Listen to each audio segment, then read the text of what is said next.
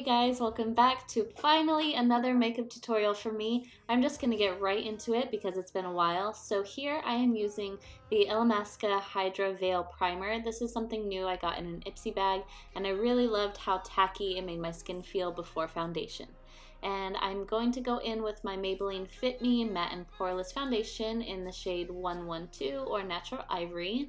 I used to use MAC and Urban Decay and other high-end foundations, but I found that this one is really good for the price. I think it's like $8. So if you're looking for a good foundation that's not going to break the bank, this is totally something worth your money. And if you're not a big fan of matte foundations, they also have this in a dewy formula, which is really cool. So after foundation, I'm going to go in with my Tarte Shape Tape Concealer. I've been using this for a really long time and it's in the shade Fair. And I'm going to put it on my chin, underneath my nose, of course under both eyes, and in the center of the forehead and down the center of my nose, and of course on any little spots that I need to perfect. So if you're looking to build dimension in your look, this is a great way to get that with your concealer in these specific spots. And you just want to concentrate your brush on the areas that you applied the concealer. So you can see that I'm just going back and forth in the area right underneath my nose, and I'm not going to spread it out super far to the left or the right, but I am going to take it down onto my chin to kind of match up and mesh with that. And again, I'm just going to go straight up and down my nose, right on the center of my forehead. I am kind of blending this up and outward because we don't want to have like a little circle on the center of our forehead.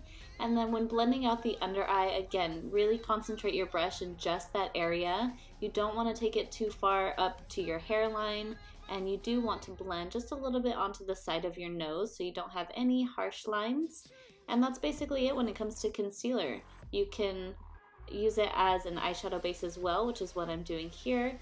Shape Tape is really good for multiple things. Now going in with my Maybelline Fit Me Matte and Poreless Powder in the shade Porcelain or 110, I'm going to do something that I call easy baking. So I'm not a big fan of baking completely, but using this little sponge that comes in it, I'm going to show you how airbrushed and flawless it can make your skin look by packing it on with this little sponge. I hope you can tell already that the little imperfections and pores that I have right there are like pretty much gone, and I do this in all the areas that I've applied concealer on my skin. So I just blend out any fine lines that may have accumulated as I waited, and then I load up the sponge with the powder and press it into the areas with concealer, and just dabbing it on is going to do the trick for you. I've never been a fan of baking with a ton of powder, so this really is a better way to get that flawless effect without going overboard on the powder and drying out your skin. And then just with a big fluffy brush, go ahead and set the rest of your face before we go in with brows. So I am going to use the e.l.f. Lock On Liner and Brow Cream.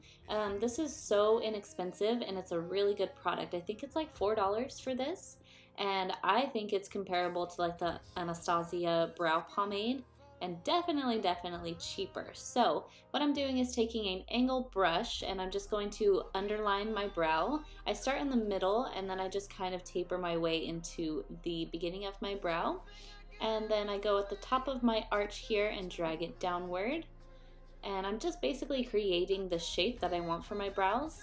And after I've got that basic shape, I'm going to just start filling in from the middle to the front with really light strokes, and I'm not getting a ton of product on my brush. And then we just blend it out with a spoolie and voila, you have a brow. Ta-da! So for the best part of this tutorial, the eyeshadow, I'm going in with this shade Silk Cream in the Jaclyn Hill palette. Hopefully you got a little glimpse of it. And I'm just taking a big fluffy brush and blending that into my crease. And then I'm going to go in with this fourth shade on the second row. This is called Pukey, and I'm taking a little bit of a smaller brush and blending this into my crease and just building up that color until I feel like it's deep enough for what I want.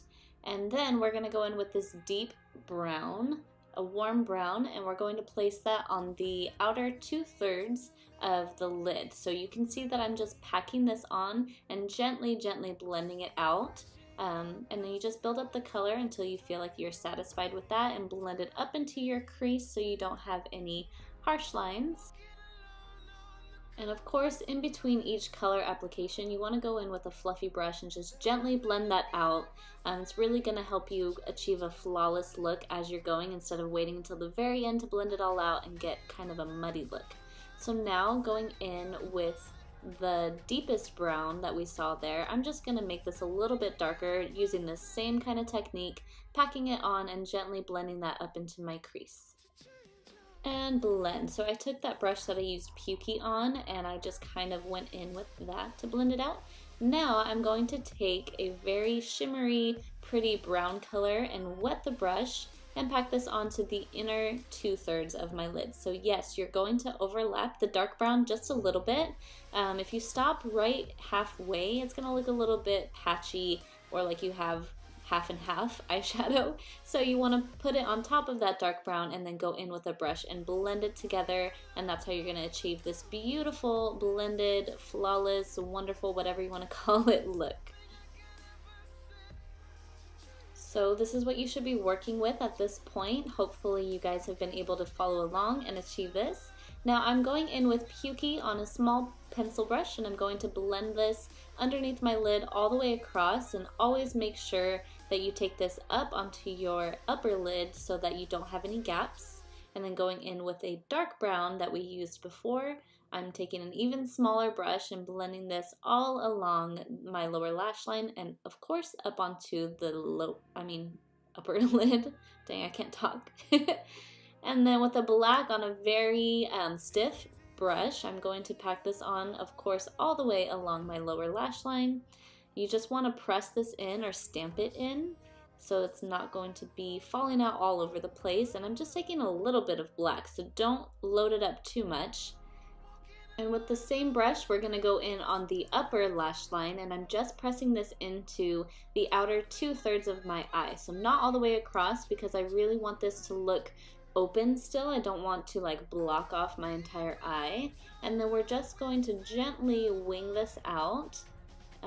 Yeah, you can just follow along with what I'm doing here. Taking it slightly out from your outer corner and blending it down onto the lower lash line so there's no gaps anywhere. And once you've achieved that, go back in with a fluffier brush and blend everything out just a little bit so that nothing looks too harsh. Now I'm going in with a Pixi Endless Silky Eye Pen in the shade RoseGlow, and I'm using this on my lower waterline. So I really wanted to darken this look up a little bit, but I feel like with my blue eyes and my really fair skin, if I go in with a black liner on my waterline, it can look really, really harsh. So that's why I chose to go in with this pen here. So it's a little bit like a brownish rosy gold, and it really did the trick for me. And then we're just gonna go in with the lightest shade here on the palette and highlight the inner corner, and of course on the brow bone just a little bit to really pull everything together. So before we finish the eyes, I'm going to finish my face. So I'm using my MAC Mineralize Skin Finish in Medium Tan. I use this as my bronzer. I'm going to take a bit of a smaller brush and just kind of use circular motions to blend this onto my cheekbones. So I start at the top of my ear and go downward towards the corner of my mouth, and then just press it into my cheeks, pushing it back so that we have a really, really seamless line here. And we always want to go in and like toast the edges here so you don't have a stripe of bronzer. So take just a little bit and blend that all along your hairline, and of course onto the forehead as well. And I just kind of take my time and blend this downward so that nothing looks harsh. That's like the key here. You never want anything to look too harsh or sharp. And then on the lower jawline, I'm going to blend it side to side and then flick it upward towards my face so it's nice and flawless. And then with my Morphe blush palette, I'm going in with the shade Babe here. I'm taking a blush brush and I'm going to smile and apply this to the sides of the apples of my cheeks. I'm not going directly in. And then just blend it into your bronzer and upward towards your ear. And that's all for blush. And if you would like to clean up the line here, I'm just going in with a sponge and my powder that I used before, and I'm going to drag it downward just to make a nice line here so that it doesn't look too messy. And then I'm going to go in with a brush and just kind of blend everything out and together so we have a really clean line and nothing is too gross looking or cakey. And then I went in with my favorite mascara, Maneater by Tarte. I did that off camera, and then I'm using this Plumping lip polish from Buxom, and it's in the shade Full On. This is such a pretty gloss. This is another thing that I got in my Ipsy Glam bag, and I really loved it. So I wouldn't say that it's like most lip plumpers because it doesn't sting or tingle or get warm. It actually has a really cooling effect. So yeah, it's a really good product. I really do recommend it. And then I'm going in with my OFRA highlighter in the shade Star Island.